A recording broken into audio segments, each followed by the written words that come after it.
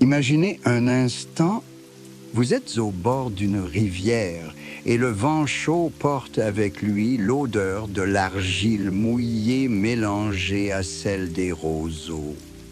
Le soleil se couche à l'horizon, colorant les eaux de cuivre, et quelque part au loin, on entend les voix des gens qui reviennent des champs.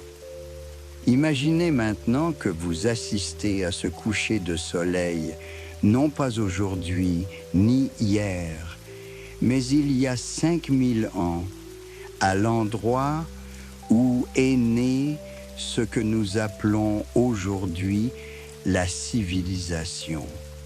Là où, entre deux grands fleuves, les Sumériens ont écrit leurs pensées sur des tablettes d'argile, ont créé des villes, sont devenus ce que nous sommes aujourd'hui. Sont devenus ce que nous sommes aujourd'hui.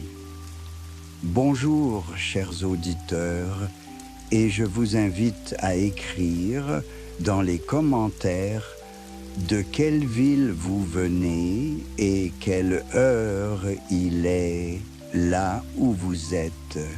Parce que l'idée même de mesurer le temps que nous utilisons remonte à ces peuples lointains dont nous allons parler aujourd'hui.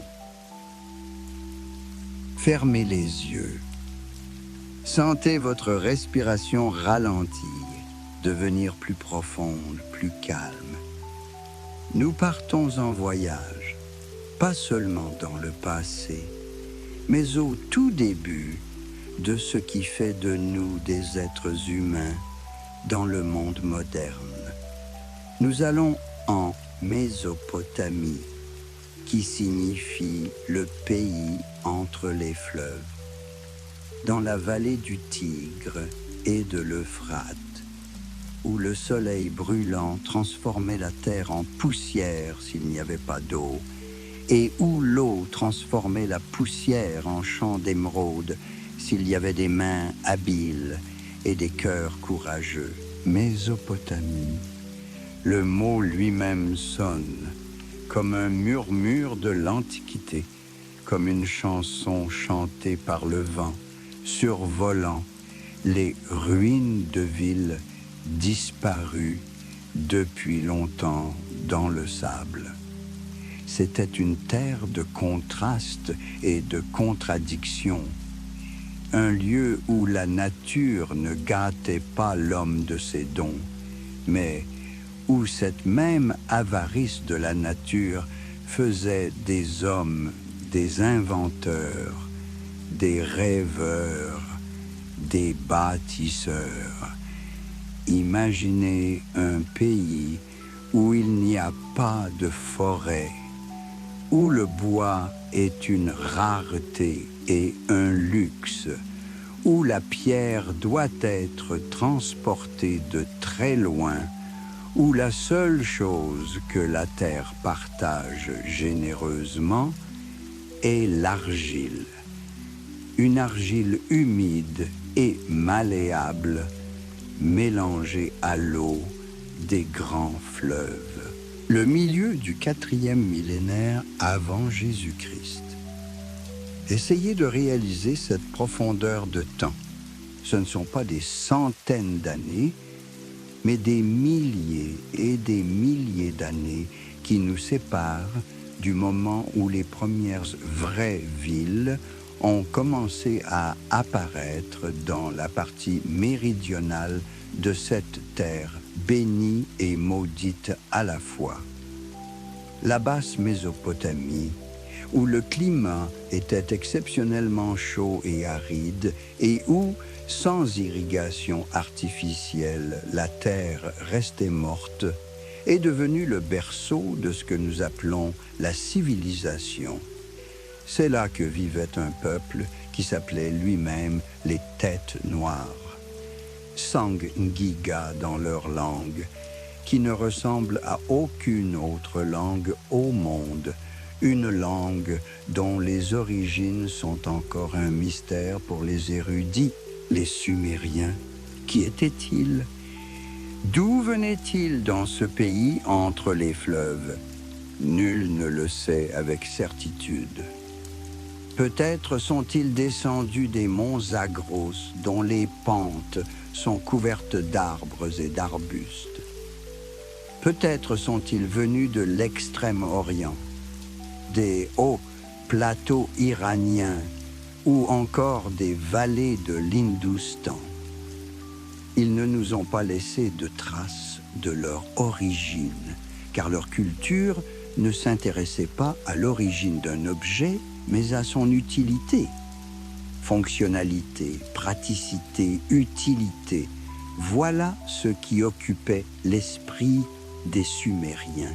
Et pourtant, il y a des indices discrets du passé. Ils vénéraient de grands arbustes là où les arbres étaient rares, comme s'ils se souvenaient d'un autre pays où les forêts bruissaient dans le vent. Ils s'appelaient eux-mêmes Points Noirs, peut-être parce qu'ils avaient vécu parmi des peuples à la peau plus claire et qu'ils se distinguaient par la couleur de leurs cheveux. Mais la découverte la plus surprenante de ces dernières décennies est que ce ne sont peut-être même pas les Sumériens qui ont fondé les premières villes de cette terre. Avant eux, comme le murmurent les découvertes archéologiques, d'autres peuples vivaient ici, ceux que nous appelons les Ubaïdiens, les porteurs de la culture ubaïde. Les villes que nous considérions comme sumériennes, Uruk, Nippur, Sippar, portent des noms qui n'existent pas dans la langue sumérienne. Ces noms sont des vestiges de ceux qui nous ont précédés, de ceux qui ont peut-être jeté les bases de ce que nous attribuons aux Sumériens. Peut-être même le cunéiforme, la plus grande révolution de l'histoire de l'humanité, a-t-il été inventé non par les Sumériens, mais par les Ubaïdiens. Nous ne le savons pas avec certitude, car les premiers écrits sont impossibles à lire. Nous ne savons pas dans quelle langue sonnaient ces premiers mots pressés sur l'argile. Mais même si les Sumériens sont arrivés dans des villes déjà construites, même s'ils ont emprunté l'écriture à leurs prédécesseurs, ce sont eux qui ont porté ces inventions à la perfection. Ce sont eux qui ont créé un système complet à partir d'innovations disparates. C'est grâce à eux que la Mésopotamie est devenue la lumière qui a éclairé le monde antique. Promenons-nous dans l'une de ces villes, disons Uruk, qui, il y a environ 5000 ans, était probablement la plus grande ville du monde. 50 000 personnes vivaient ici, dans ce dédale de rues et de canaux, de temples et de palais. 50 000. Essayez d'imaginer qu'à une époque où la plupart des habitants de la planète vivaient en petites tribus, errant derrière des troupeaux ou vivant dans de minuscules villages, il y avait là une véritable métropole de l'Antiquité. Imaginez que vous marchez dans les rues matinales du Uruk. Le soleil vient de se lever, mais vous pouvez déjà sentir la chaleur. Elle augmentera d'heure en heure, faisant de cette journée un véritable défi. Sous vos pieds, il y a de la terre damée et parfois des chemins pavés. À droite et à gauche, les murs des maisons sont faits de briques crues. Ces mêmes briques faites d'argile mélangées à de la paille ou à des roseaux pour la solidité et séchées au soleil. Ces briques sont la base de tout ce qui existe ici. Les maisons des gens ordinaires en sont faites. Les murs des palais en sont faits. Et même les majestueuses zigguras, les tours des temples qui s'élèvent vers le ciel comme des montagnes faites par la main de l'homme, sont faites de ces briques ziggourates. Arrêtez-vous un instant et levez les yeux. Devant vous se dresse une structure gigantesque, 3 immenses plateformes superposées, toutes plus petites les unes que les autres, créant l'image d'un escalier géant vers les cieux.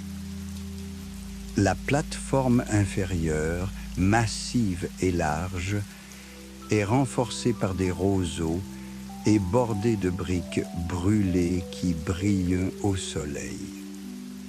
La plateforme intermédiaire est légèrement plus petite, et enfin la plateforme supérieure où se trouve le sanctuaire de la divinité, la maison du Dieu, d'où il peut contempler sa ville et son peuple.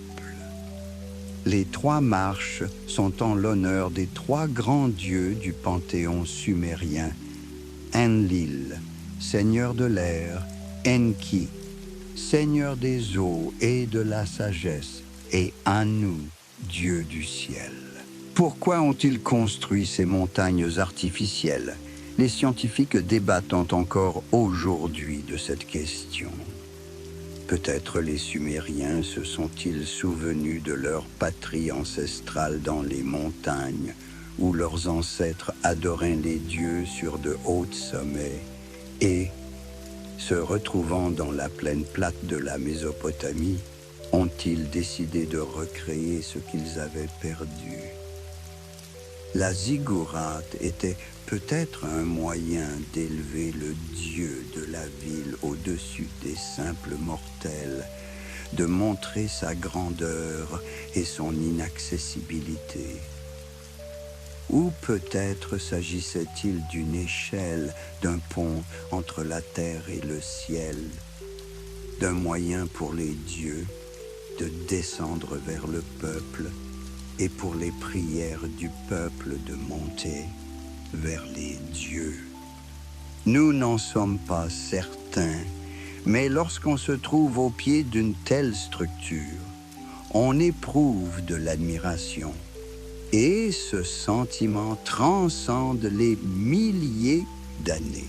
Vous continuez votre promenade dans la ville et, peu à peu, la vie s'éveille autour de vous. Les gens sortent des maisons, les hommes en simple jupe de lin ou de laine, les femmes en robes longues, les enfants qui courent vers les canaux. Oui, des canaux, il y en a partout dans cette ville. Les Sumériens étaient les maîtres de la gestion de l'eau, et sans leur système d'irrigation, Uruk ne pourrait pas exister. L'eau de l'Euphrate, le grand fleuve nourricier, était acheminée à travers un réseau complexe de canaux, de barrages et de réservoirs, non seulement pour la boisson et l'usage domestique, mais surtout pour les champs qui s'étendaient au-delà des murs de la ville. Environ 4000 ans avant JC, avant l'épanouissement d'Uruk, avant même l'apparition de l'écriture, les Sumériens avaient déjà créé ces étonnants systèmes d'irrigation. Sans eux, l'agriculture en basse Mésopotamie aurait été impossible. Le climat était trop aride, les pluies trop rares et imprévisibles. Mais avec de l'eau savamment dirigée, cette terre pouvait nourrir des milliers de personnes. L'orge a poussé dans des champs irrigués par des canaux.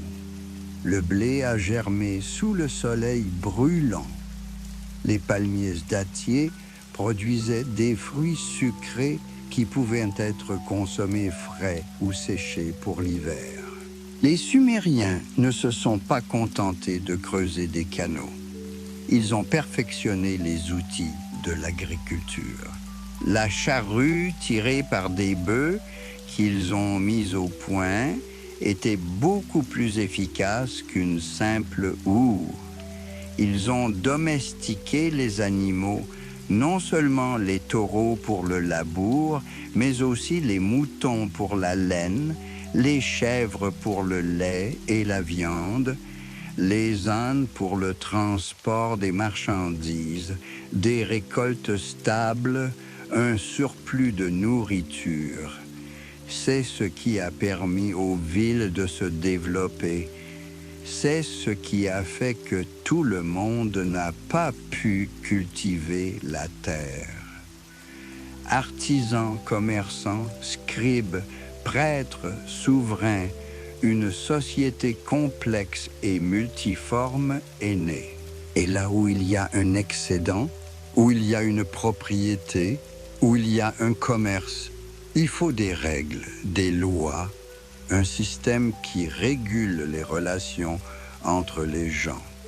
C'est ainsi que les Sumériens ont créé l'un des premiers systèmes juridiques au monde. Environ 2100 ans avant notre ère, le roi Ur-Nammu a publié un code de loi. Le code d'Ur-Nammu, le plus ancien code juridique que nous connaissions.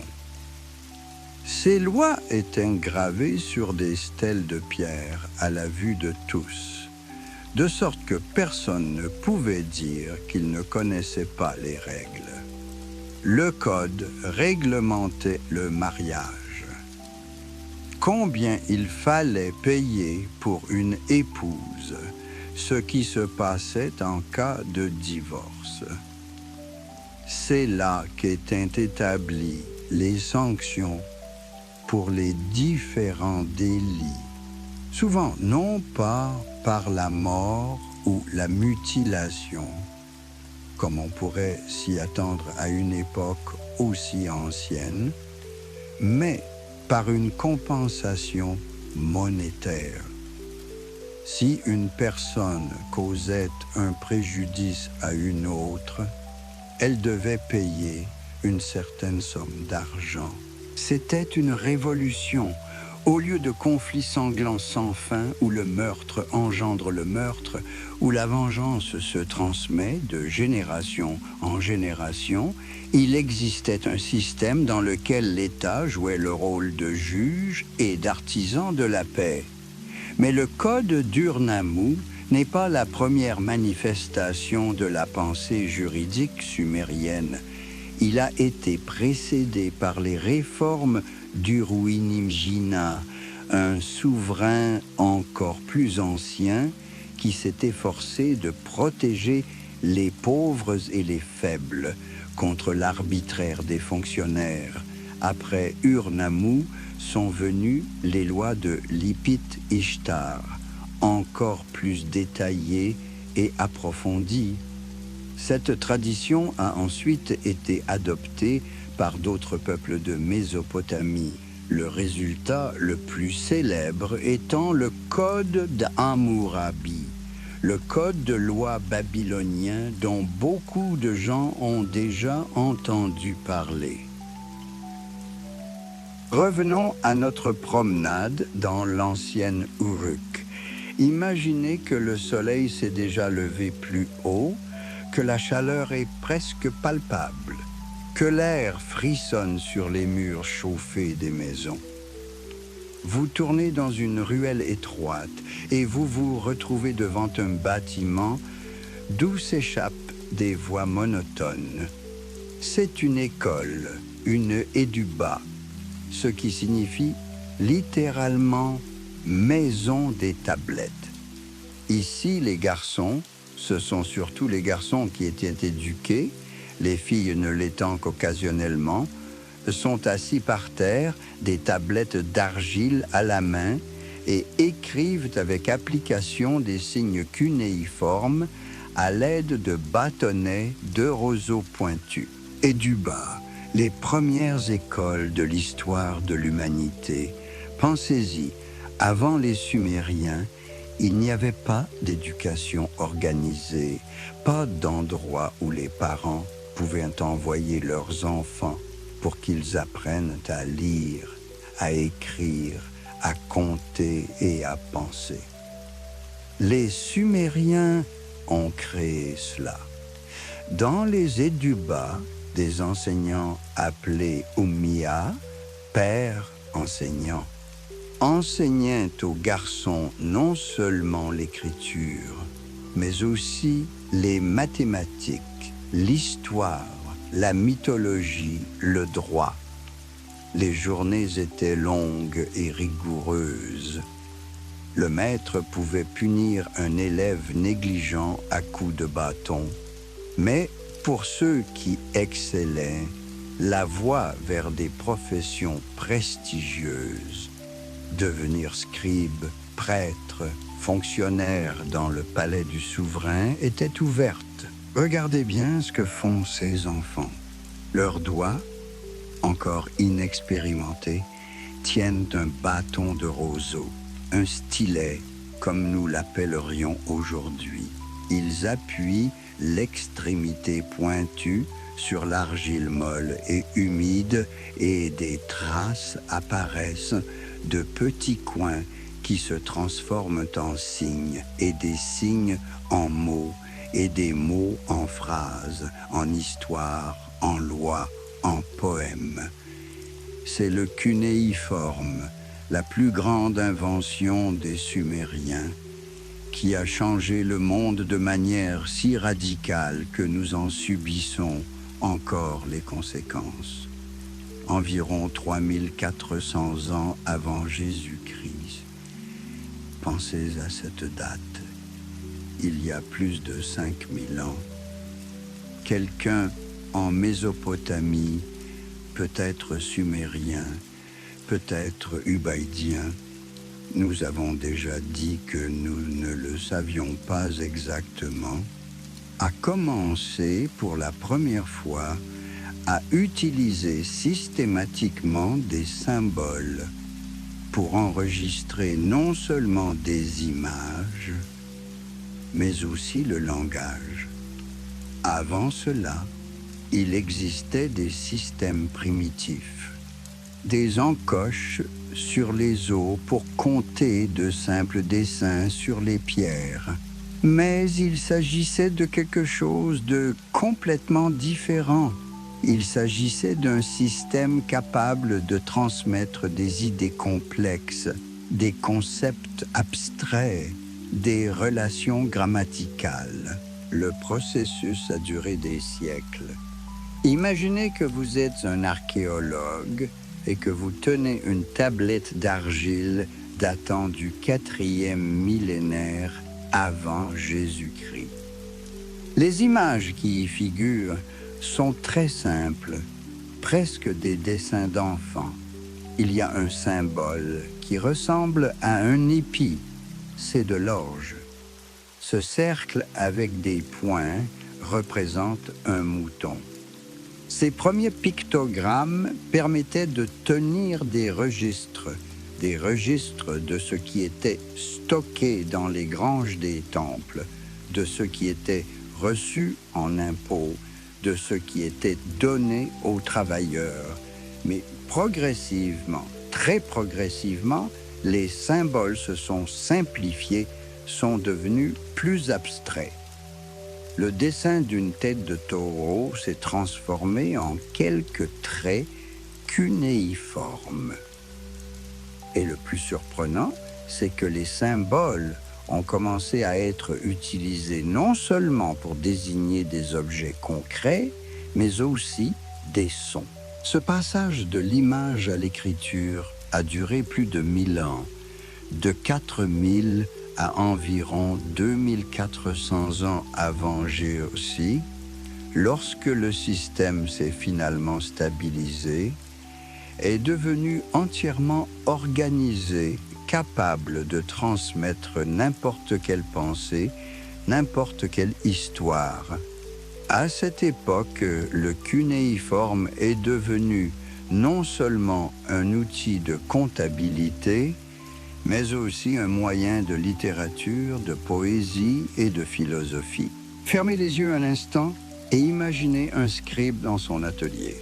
Il est assis sur un tabouret bas, avec un morceau d'argile fraîche devant lui, pétri, jusqu'à obtenir la bonne consistance, pas trop humide pour qu'elle ne s'étale pas, mais pas trop sèche pour que le stylet puisse faire des marques claires. À proximité se trouve une cruche d'eau pour humidifier l'argile si elle commence à se dessécher. Le scribe tient dans sa main un bâton de roseau, taillé en biais de façon à ce que l'extrémité soit en forme de coin, d'où le nom de l'écriture, le cunéiforme. Il travaille rapidement avec assurance, car il a fait cela des milliers de fois. Coin par coin, ligne par ligne, le texte apparaît sur l'argile. Il s'agit peut-être d'un contrat de vente de terre. C'est peut-être une lettre d'un marchand à un autre.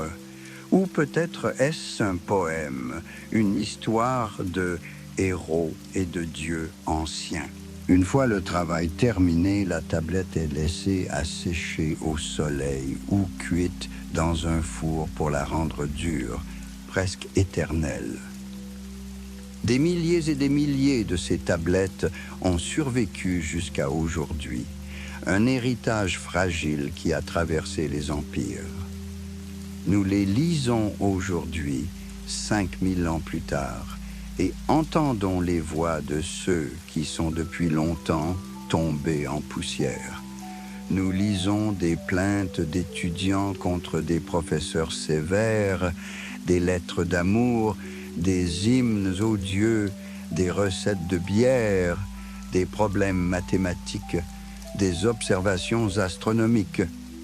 Tout un monde s'ouvre à nous à travers ces tablettes. Mais l'écriture n'est pas la seule révolution opérée par les Sumériens. Imaginez que vous sortez de l'école et que vous marchez dans la rue. Devant vous, on entend un grondement et des coups.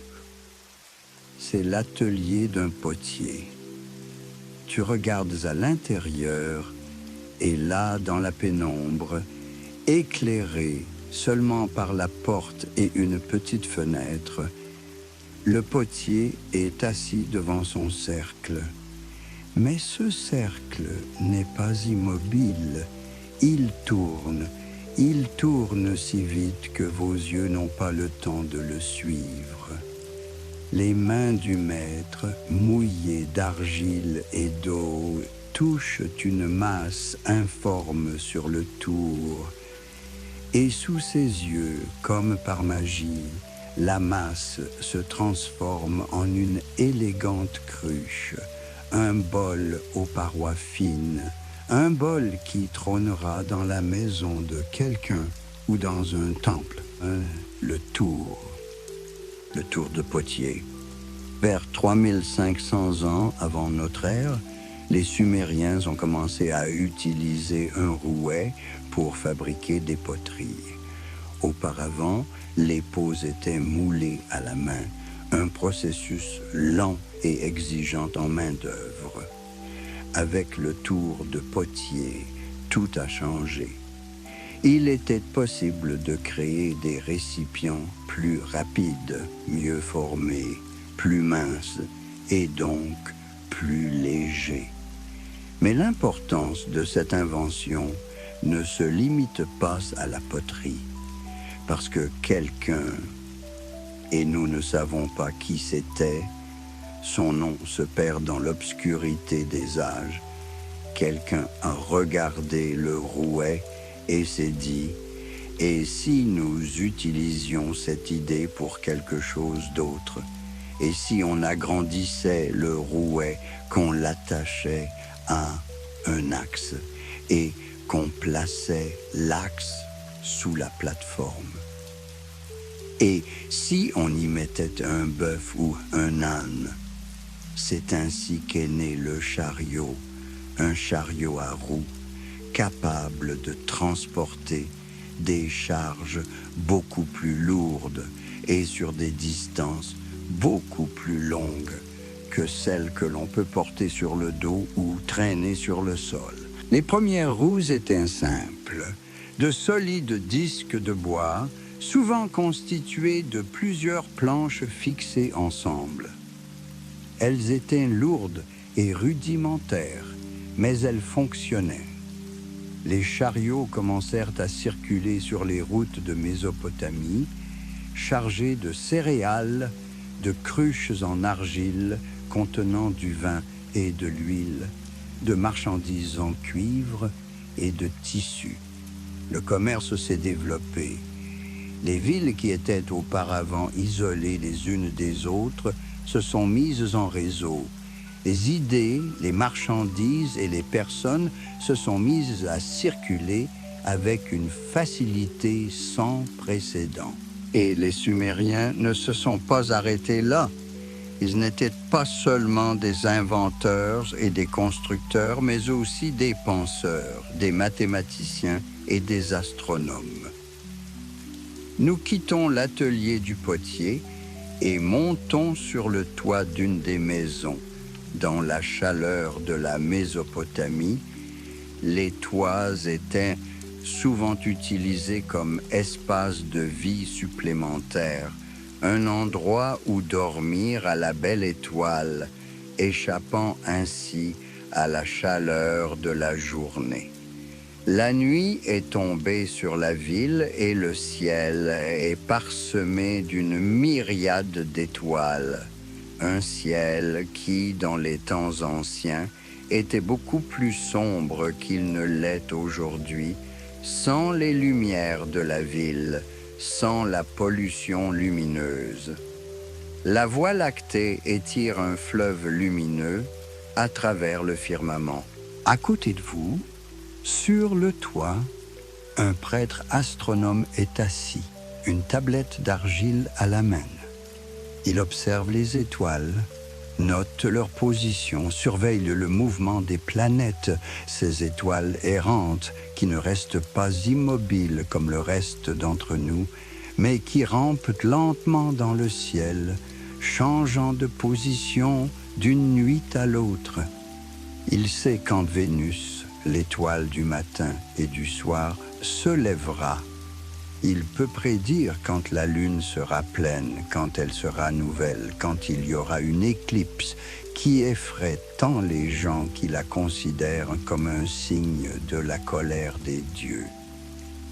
Mais pour les Sumériens, l'astronomie n'était pas seulement une religion, c'était une science pratique. En observant la lune, ils ont créé un calendrier lunaire, où un mois correspond au cycle de la lune, de nouvelle lune en nouvelle lune. Ce calendrier leur permettait de savoir quand semer, quand récolter, quand l'Euphrate allait déborder, apportant un limon fertile dans les champs. Et pour toutes ces observations, pour tous ces calculs, ils avaient besoin de mathématiques. Les Sumériens ont développé un système de numération qui, à première vue, nous semble étrange, à nous qui sommes habitués au système décimal. Ils ne comptaient pas par dizaines, mais par soixantaines. Le système décimal à 60 décimales est basé sur le nombre 60. Pourquoi 60? Les scientifiques émettent des hypothèses différentes. Peut-être parce que 60 est divisible par de nombreux nombres. 2, 3, 4, 5, 6, 10, 12, 15, 20, 30. Cela facilitait les calculs avec des fractions. Ou peut-être s'agit-il d'une combinaison des deux systèmes. Un groupe comptait par dizaines, l'autre par douzaines, et ils ont combiné leurs systèmes. Quoi qu'il en soit, ce système a été adopté environ 3000 ans avant notre ère, et des traces en ont été conservées jusqu'à aujourd'hui. Lorsque vous regardez une horloge et que vous constatez que l'heure est divisée en 60 minutes et la minute en 60 secondes, vous voyez l'héritage des Sumériens. Quand un géomètre dit qu'un cercle contient 360 degrés, 6 fois 60, c'est aussi un écho de l'ancienne Mésopotamie. 5000 ans plus tard, nous utilisons toujours leur système de mesure du temps et des angles. Les Sumériens n'utilisaient pas les mathématiques uniquement pour l'astronomie. Ils calculaient la superficie des champs, rectangulaires, triangulaires, voire ronds. Ils calculaient le volume des greniers pour connaître la quantité de céréales qu'ils pouvaient contenir. Ils résolvaient des problèmes qui aujourd'hui sembleraient tirés de manuels scolaires. Si un agriculteur dispose d'un champ d'une certaine superficie et collecte une certaine quantité de céréales dans chaque unité de surface, quelle quantité de céréales collectera-t-il au total? Les mathématiques pratiques, les mathématiques de la vie quotidienne, les mathématiques qui ont permis à la civilisation de fonctionner. Sur les tablettes d'argile retrouvées par les archéologues, on trouve même des similitudes avec des tables de multiplication, des listes de carrés et de cubes de nombres, des problèmes avec leurs solutions. Les élèves de l'Edouba copiaient ces tablettes encore et encore, s'exerçant jusqu'à ce que le savoir s'imprègne dans leurs doigts, dans leur mémoire. Les meilleurs d'entre eux sont devenus des scribes mathématiciens, travaillant pour des temples ou des palais, effectuant des calculs complexes de taxes, d'allocation de ressources, de planification de la construction. Mais ce qui est peut-être le plus frappant chez les Sumériens, ce ne sont pas leurs inventions en tant que telles, aussi ingénieuses qu'elles aient pu être. Ce qui est le plus frappant, c'est qu'ils ont compris la valeur du savoir, la valeur de sa préservation et de sa transmission. Ils ont créé non seulement une langue écrite, mais toute une culture de l'écriture. Des bibliothèques, des collections de tablettes sur divers sujets existaient dans les temples et les palais. Des archives conservaient les transactions, les jugements des tribunaux et la correspondance. Lorsque, bien des siècles plus tard, la princesse néo-babylonienne Enigaldinana, quelques 530 ans avant Jésus-Christ, créa le premier musée connu rassemblant des objets anciens et les exposant avec des tablettes descriptives. Elle poursuivait une tradition qui remontait aux Sumériens, une tradition de respect du passé, de la connaissance, de la mémoire. Et parmi toutes ces tablettes, parmi les registres commerciaux et les calculs mathématiques, parmi les listes de rois et les chroniques de récoltes, il y a des tablettes spéciales, des tablettes sur lesquelles sont écrites des histoires. pas seulement des chroniques d'événements, mais de véritables œuvres littéraires, des poèmes et des épopées qui ont été racontées et répétées avant que quelqu'un ne décide de les confier à l'argile, de les rendre éternels. Imaginez une soirée à Uruk. La chaleur de la journée est retombée et les gens se rassemblent sur la place ou dans la cour du temple. Des vieillards et des jeunes hommes, des femmes avec leurs enfants, des artisans après une journée de travail. Des torches sont allumées, leur lumière tremblotante se reflétant sur les visages des personnes rassemblées. Et le conteur sort, peut-être un prêtre, peut-être un conteur professionnel, un homme dont la mémoire contient des milliers de vers de poésie. Il commence à parler et sa voix semble mélodieuse, rythmée, car ces histoires étaient racontées en vers pour qu'il soit plus facile de s'en souvenir. Il raconte l'histoire de Gilgamesh, le grand roi d'Uruk, qui était composé de 2/3 de dieux et d'1/3 d'hommes. Il était puissant et beau, mais aussi orgueilleux et cruel envers son peuple, forçant les jeunes hommes à travailler à la construction des murs de la ville sans laisser de répit à personne.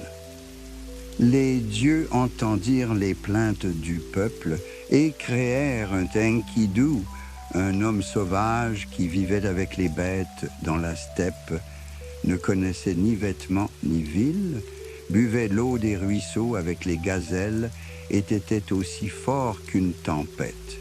L'histoire se déroule lentement, avec des détails que les auditeurs connaissent par cœur, mais qu'ils veulent réentendre. Comment la prêtresse prostituée du temple d'Ishtar a été envoyée à Enkidu. Comment elle l'a séduit. Comment, après cela, les bêtes sauvages ont cessé de le reconnaître comme le leur. Comment elle l'a conduit à Uruk, où il a rencontré Gilgamesh. Le duel entre deux héros de force égale, leur combat qui ne s'est pas terminé par la mort, mais par l'amitié, une amitié profonde et sincère entre deux âmes qui ont trouvé leur égal. Le narrateur raconte leurs aventures, comment ils se sont rendus dans la forêt de cèdres pour tuer le terrible monstre Umbaba, gardien de la forêt.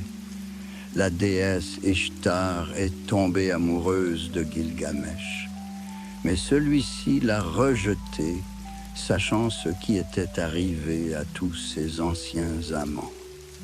Comment la déesse en colère a lâché le taureau céleste sur Uruk, et comment Gilgamesh et Enkidu l'ont tué, mais les dieux ont décidé que Enkidu devait mourir pour cela. Et là, la voix du narrateur se fait plus calme, plus triste. Car c'est la partie centrale, la plus poignante de l'épopée.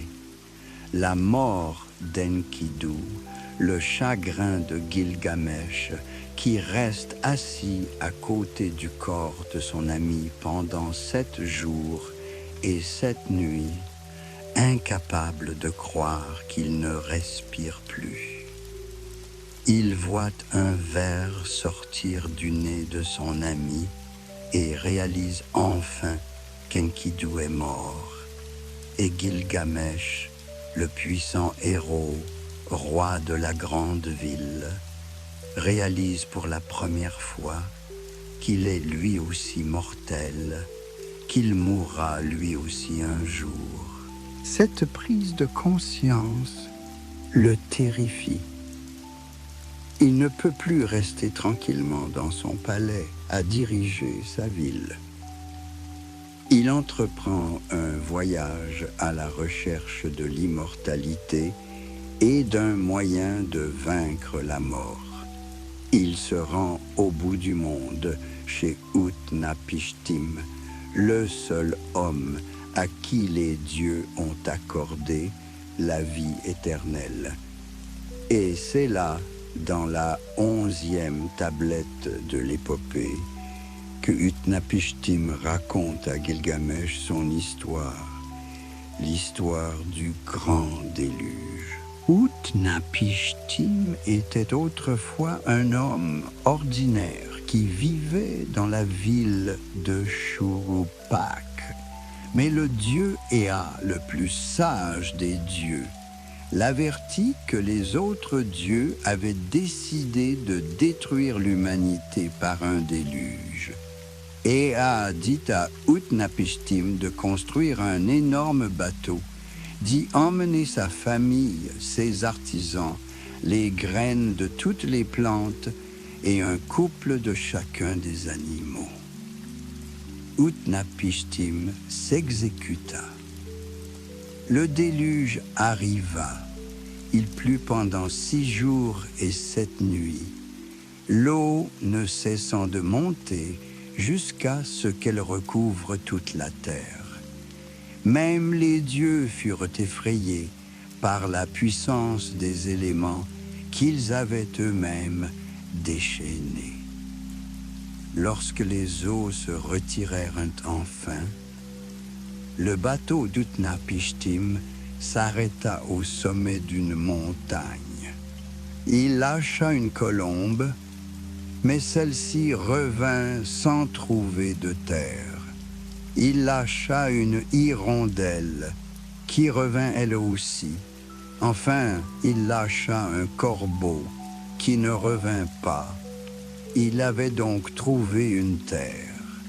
Utnapishtim sacrifia aux dieux, qui se repentirent de ce qu'ils avaient fait et lui accordèrent ainsi qu'à sa femme l'immortalité. Les auditeurs connaissent l'histoire.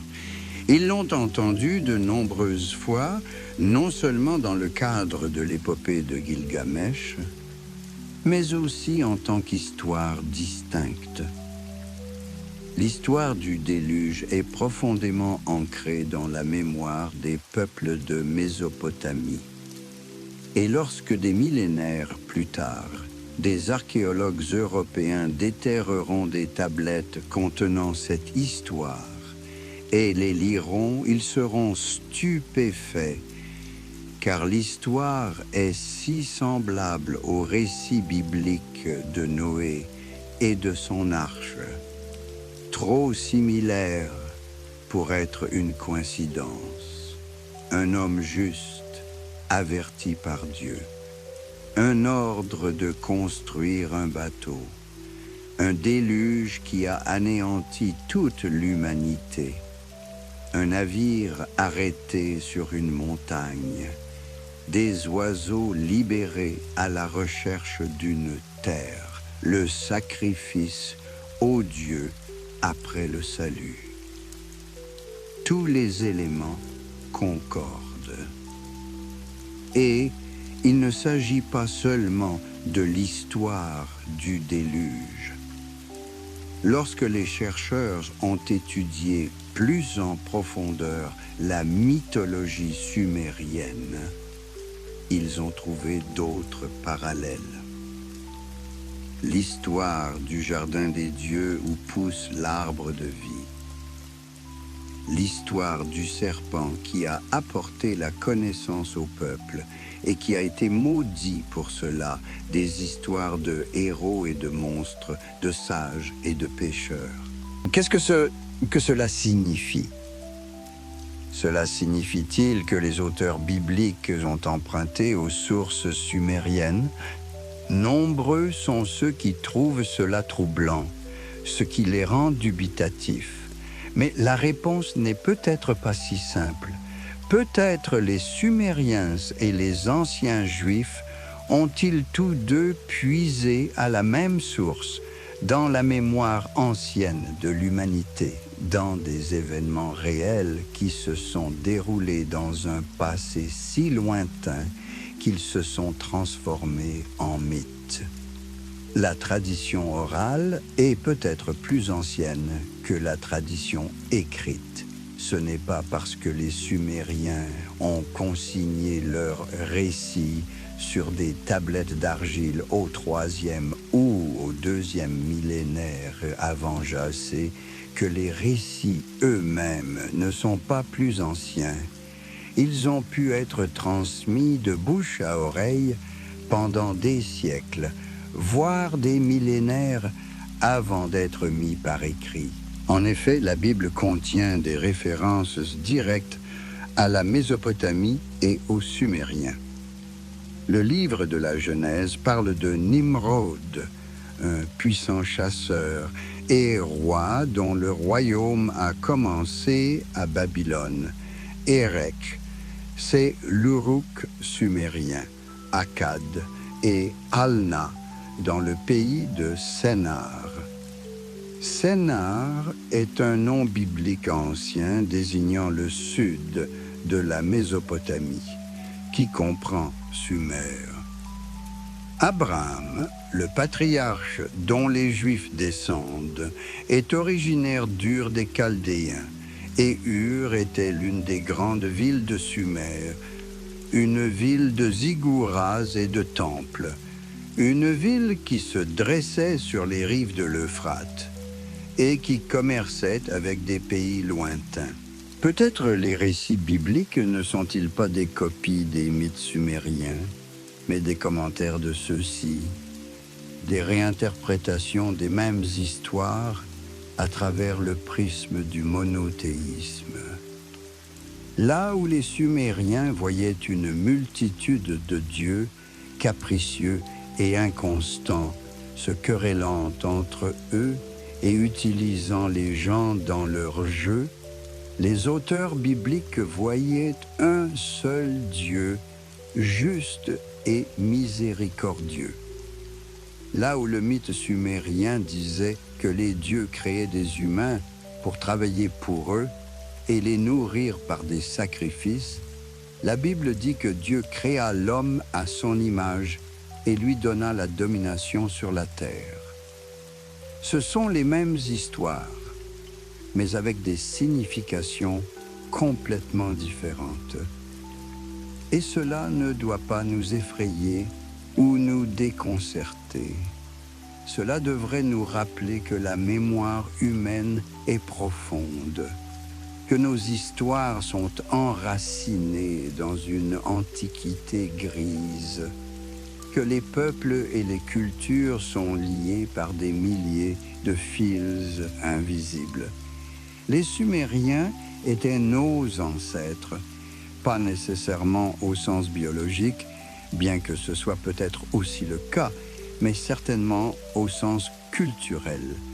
Ils ont jeté les bases de ce que nous sommes. Mais les Sumériens eux-mêmes n'étaient pas immuables, figés dans leur antiquité. Leur monde changeait, évoluait.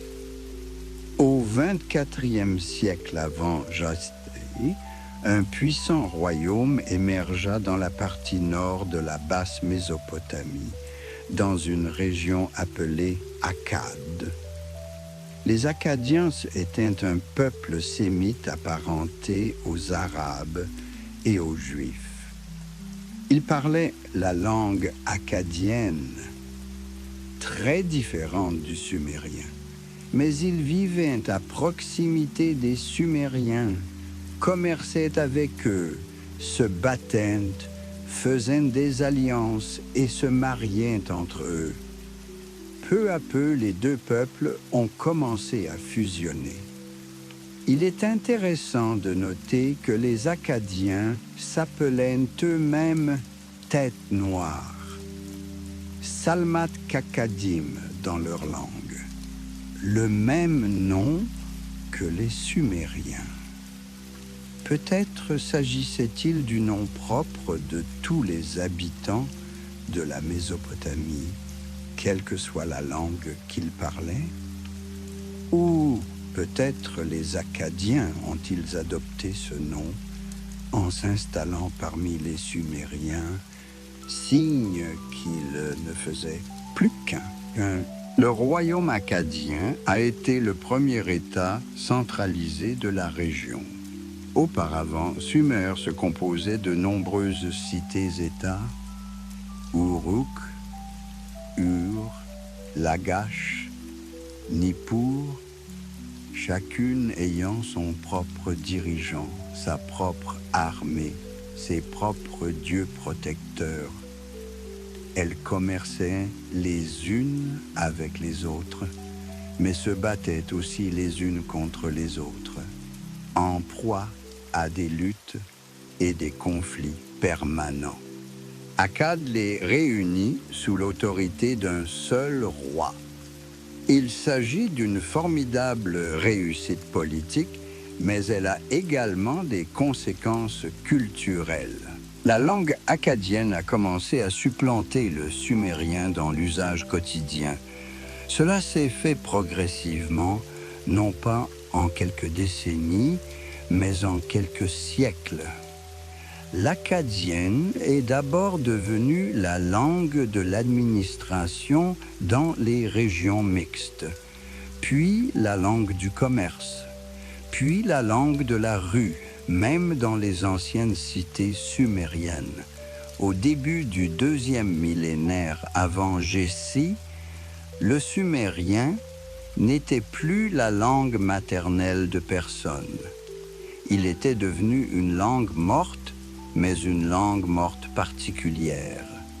Il a survécu en tant que langue de la religion, de la science et de l'éducation. Lorsque les garçons venaient à Edouba, ils apprenaient d'abord le sumérien, puis l'akkadien. Les prêtres célébraient leurs offices en sumérien. Les textes anciens, les textes sacrés, étaient réécrits encore et encore en sumérien. Cela a duré incroyablement longtemps, jusqu'au 1er siècle avant Jésus, soit près de 2000 ans après que le sumérien a cessé d'être une langue vivante. Imaginez que nous pratiquions encore aujourd'hui des rituels religieux en latin. C'est ce que faisait l'Église catholique jusqu'à une date relativement récente, de sorte que l'analogie n'est pas si mauvaise. Les Sumériens eux-mêmes, un peuple, pas une langue, n'ont pas disparu en un instant.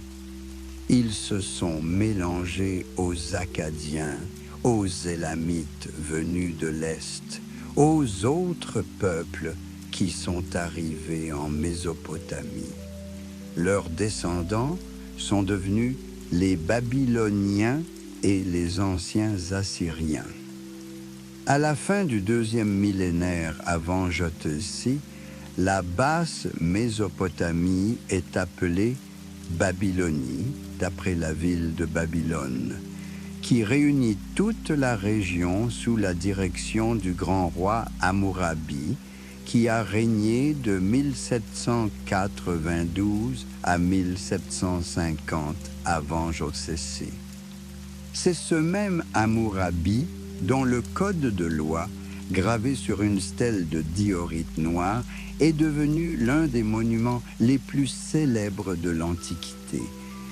Même si, rappelons-le, les lois existaient en Mésopotamie bien avant lui, dès l'époque sumérienne. En haute Mésopotamie, au nord, dans les vallées où les rivières coulaient plus vite et où le climat était un peu plus doux, une autre civilisation s'est développée, l'Assyrie. Les Assyriens étaient également les descendants des peuples qui qui avaient colonisé la Mésopotamie. Ils parlaient un dialecte de la langue akkadienne et vénéraient un grand nombre des mêmes dieux. Mais ils avaient leur propre destin, leur propre voie.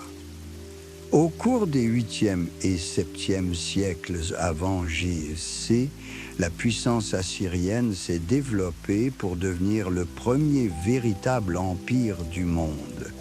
Un vaste État s'étendant des frontières égyptiennes aux montagnes de l'Iran, de la mer Méditerranée au golfe Persique.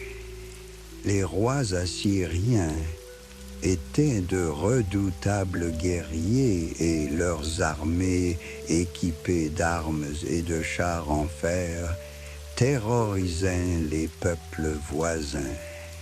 Mais ils étaient aussi des mécènes, des bâtisseurs de magnifiques palais décorés de reliefs représentant des chasses et des batailles, et des créateurs d'immenses bibliothèques. La plus célèbre de ces bibliothèques appartenait au roi Ashurbanipal, qui régnait au 7e siècle avant Jésus-Christ.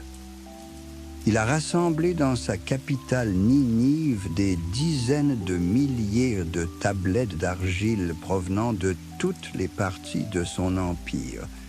Traités scientifiques, œuvres littéraires, textes religieux, chroniques historiques.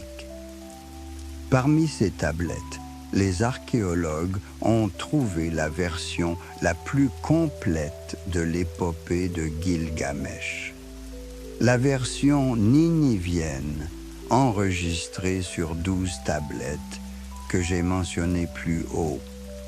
Ashurbanipal, le roi assyrien qui a vécu plus de 1000 ans après l'apogée de Sumer, appréciait toujours la littérature sumérienne et pensait qu'il était important de préserver ces textes anciens. Cela montre la force de l'héritage sumérien, la profondeur avec laquelle il a pénétré la culture de toute la Mésopotamie. Mais revenons à l'époque sumérienne, à l'époque où l'on construisait des villes, où tout était nouveau, où chaque invention changeait le monde. Nous avons parlé de beaucoup de choses sérieuses, l'écriture et les lois, les mathématiques et l'astronomie, les temples et les rois. Mais les Sumériens étaient des gens vivants qui avaient des plaisirs simples, des plaisirs quotidiens. L'un de ces plaisirs était la bière. Oui, la bière. Les Sumériens brassaient la bière et ils étaient très fiers de cet art. La bière n'était pas seulement une boisson de divertissement, bien qu'elle ait été utilisée à cette fin. La bière jouait un rôle important dans les cérémonies religieuses. Elle était sacrifiée aux dieux, versée devant les statues des divinités dans les temples. Les prêtres la buvaient pendant les rituels. La ration d'un ouvrier pouvait comprendre une certaine quantité d'orge et une certaine quantité de bière. Il existait même des déesses du brassage, dont la plus célèbre était Ninkasi, dont le nom signifiait littéralement « celle qui rassasie la bouche ». Imaginez une taverne sumérienne. Oui, de tels endroits existaient, généralement tenus par des femmes. Les voyageurs, les commerçants et les artisans fatigués venaient ici après le travail, s'asseyaient sur des bancs bas et l'hôtesse leur versait de la bière dans de grandes cruches d'argile. La bière était épaisse, trouble, avec un goût de pain car elle était fabriquée à partir de pain d'orge qui avait été trempé dans l'eau et laissé à fermenter. Elle était souvent bue à l'aide de longues pailles en roseau, d'une part parce que c'était plus pratique et d'autre part pour éviter d'avaler les sédiments qui se déposaient au fond de la cruche. Les gens parlaient, riaient, échangeaient des nouvelles et des rumeurs. Il arrivait que quelqu'un se mette à chanter une vieille chanson et que d'autres la reprennent. Ils discutaient peut-être de politique, se demandaient si le dirigeant était toujours juste, si les impôts étaient trop lourds, ce qu'il fallait penser des rumeurs de guerre avec une ville voisine. C'était une civilisation vivante, qui respirait, qui n'était pas figée dans une vitrine de musée, mais qui était pleine de vie, avec toutes ses complexités et ses contradictions. Les Sumériens avaient des espoirs et des craintes, des rêves et des déceptions, de l'amour et de la haine, tout comme nous. Lorsque nous lisons leurs lettres conservées sur des tablettes d'argile, nous découvrons les plaintes d'un fils écrivant à sa mère qu'elle ne lui rend pas assez souvent visite. Nous trouvons des poèmes d'amour dans lesquels une jeune fille loue la beauté et la force de son amant. Nous trouvons des lettres d'affaires dans lesquelles un marchand réprimande son partenaire pour avoir envoyé du cuivre de mauvaise qualité. Tout cela est humain, reconnaissable, proche de nous à travers l'abîme de milliers d'années. Et pourtant, malgré toute cette proximité, le mystère demeure. Qui étaient-ils vraiment, ces Sumériens? D'où venaient-ils dans la vallée des deux fleuves? Nous avons déjà abordé cette question, mais revenons-y parce qu'elle est importante, parce qu'elle nous rappelle combien nous ne savons pas, combien le passé recèle encore de mystères. La langue sumérienne ne ressemble à aucune autre langue connue. Les linguistes la qualifient d'isolée, c'est-à-dire de langue sans parenté. Les tentatives de rapprochement avec d'autres familles de langue turque, langue caucasienne, langue dravidienne de l'Inde, n'ont pas abouti à des résultats convaincants. Sa structure grammaticale est unique. Elle est agglutinante, c'est-à-dire que les mots sont formés en attachant de nombreux suffixes et préfixes à la racine, et elle est ergative, c'est-à-dire qu'elle a une façon particulière de marquer le sujet et le complément dans une phrase, une façon que l'on trouve rarement dans les langues que nous connaissons. L'établissement de la parenté de la langue sumérienne avec d'autres langues, si tant est qu'une telle parenté existe, reste, comme l'écrivent les spécialistes, une question d'avenir lointain. Les données anthropologiques ne sont pas non plus d'un grand secours. Les représentations sumériennes, statuettes et reliefs qui nous sont parvenus montrent un certain style. Grands yeux, nez droit, crâne rasé, silhouette trapue. Mais il s'agit d'images conventionnelles qui suivent les canons artistiques de l'époque. Elles ne nous permettent pas de juger de l'apparence réelle des Sumériens. De plus, les vestiges sont mal conservés et ceux qui ont été retrouvés sont mélangés à ceux d'autres peuples, sémites, élamites, c'est Ubaïdien. Il est impossible d'identifier des caractéristiques sumériennes spécifiques. Il ne reste que des indications indirectes, des allusions. Le culte des grands arbustes dans un pays dépourvu de véritables arbres, peut-être un souvenir d'une patrie plus boisée.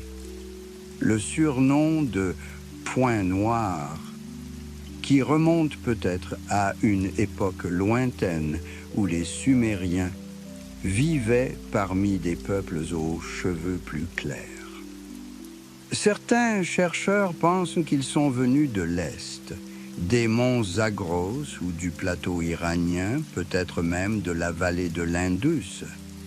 Mais il ne s'agit là que d'hypothèses non étayées par des preuves tangibles. Et vous savez quoi? Ce n'est peut-être pas si important. Il n'est peut-être pas si important de savoir d'où venaient les Sumériens, quelle était leur ethnie, quelle langue parlaient leurs lointains ancêtres. Ce qui compte, c'est ce qu'ils ont fait. Ce qui compte, c'est l'héritage qu'ils ont laissé derrière eux. Car cet héritage n'appartient pas à un peuple en particulier, il appartient à l'humanité tout entière. Lorsque vous regardez une horloge et que vous constatez que 30 minutes se sont écoulées, vous utilisez le système numérique sumérien. Lorsque vous étudiez la géométrie et que vous découvrez qu'il y a 360 degrés dans un cercle, vous touchez aux mathématiques sumériennes. Lorsque vous lisez un livre, n'importe quel livre dans n'importe quelle langue, vous utilisez une invention qui remonte à l'écriture sumérienne. Lorsque vous conduisez une voiture ou une bicyclette, vous confiez votre vie à une roue utilisée pour la première fois par les Sumériens. Lorsque vous vivez dans une ville avec l'eau courante et les égouts, avec des rues et des quartiers, vous vivez dans une ville héritière des villes sumériennes. Et pas seulement la technologie. Les Sumériens nous ont montré que la civilisation ne se résume pas à des inventions, à des bâtiments et à des outils. La civilisation, c'est la coopération.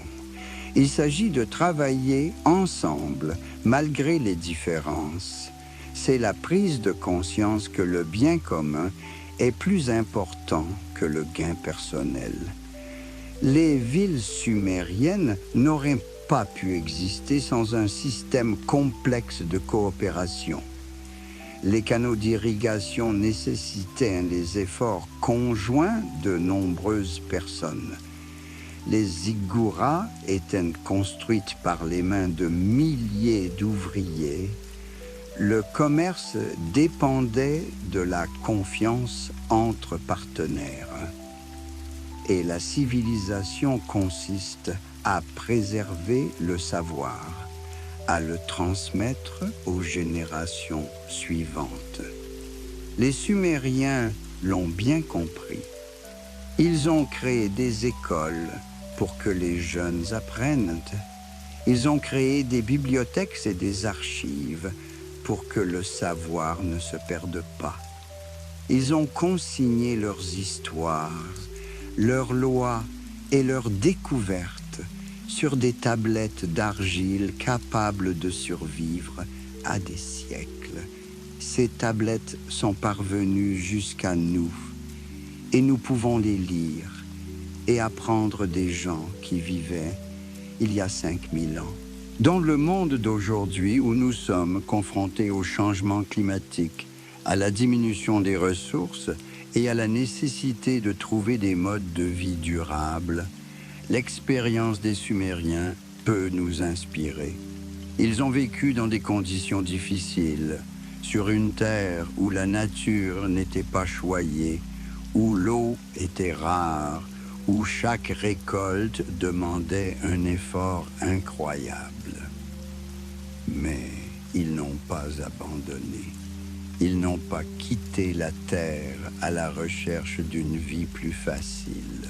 Ils ont changé la terre elle-même, créant des systèmes d'irrigation, transformant le désert en un jardin fleuri.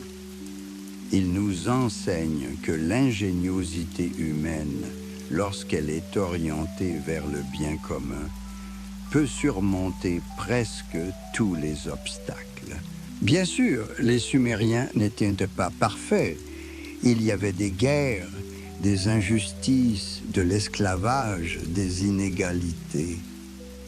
Leur société n'était pas une utopie, mais ils étaient des pionniers. Ils ont ouvert la voie sans aucun exemple devant eux. Tout ce qu'ils ont fait, ils l'ont fait pour la première fois. Et le fait qu'ils aient accompli ce qu'ils ont accompli, malgré toutes les difficultés, malgré toutes les erreurs, est digne non seulement d'étude, mais aussi d'admiration. Dans notre imagination, le soleil se couche sur l'ancienne Uruk. Les ombres s'allongent, l'air commence enfin à se rafraîchir après la chaleur de la journée.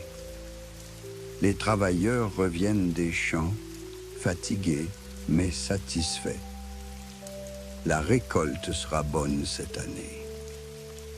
Dans le temple, au sommet de la ziggourate, les prêtres se préparent pour l'office du soir, allumant des lampes remplies d'huile dont la douce lumière brûlera toute la nuit devant la statue du Dieu. À l'école Édube, les élèves sont enfin libérés et rentrent en courant chez leur mère, qui ont préparé le dîner. Dans les tavernes, le réveil nocturne commence, la bière coule à flot, les rires et les conversations résonnent. Et quelque part dans la maison du scribe, à la lumière d'une lampe à huile, un vieil homme appose le dernier signe cunéiforme sur une tablette d'argile fraîche. Il a fini de transcrire un texte ancien, un hymne à la déesse Inanna, qu'il a lui-même appris dans son enfance auprès de son maître, et ce dernier auprès du sien. Le scribe met soigneusement de côté le stylet, passe sa main sur l'argile, vérifiant que toutes les marques sont nettes et claires. Demain, il remettra cette tablette à la bibliothèque du temple, où elle prendra place parmi des centaines d'autres tablettes. Il ne sait pas que dans 5000 ans, des archéologues trouveront cette tablette, la déchiffreront et que le texte qu'il a transcrit sera lu par des gens dans des pays dont il n'a jamais soupçonné l'existence. Mais il sait qu'il fait un travail important. Il préserve le savoir. Il le transmet à l'avenir. Et nous qui vivons dans cet avenir, inimaginablement lointain pour les Sumériens, nous avons reçu ce don. Nous sommes les héritiers de leur sagesse, de leurs travaux, de leurs rêves. Lorsque nous étudions les Sumériens, nous ne nous contentons pas d'étudier un passé révolu. Nous étudions les racines de notre propre monde. Nous comprenons comment nous sommes devenus ce que nous sommes. Je vous remercie donc, chers auditeurs, de m'avoir accompagné dans ce long voyage au cœur du temps, entre deux fleuves, dans le monde de ceux qui s'appelaient les Têtes Noires, et qui, sans le savoir, ont jeté les bases de notre civilisation. J'espère que cette histoire vous a aidé à vous détendre, que la voix du passé chuchotant à travers les millénaires vous a apporté la paix.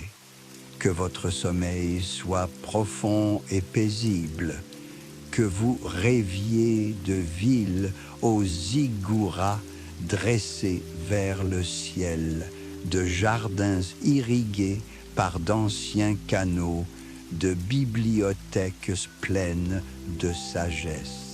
Bonne nuit, mes amis. À la prochaine fois, nous voyagerons à nouveau à travers les pages de l'histoire vers ces temps et ces lieux où l'esprit humain a fait des miracles.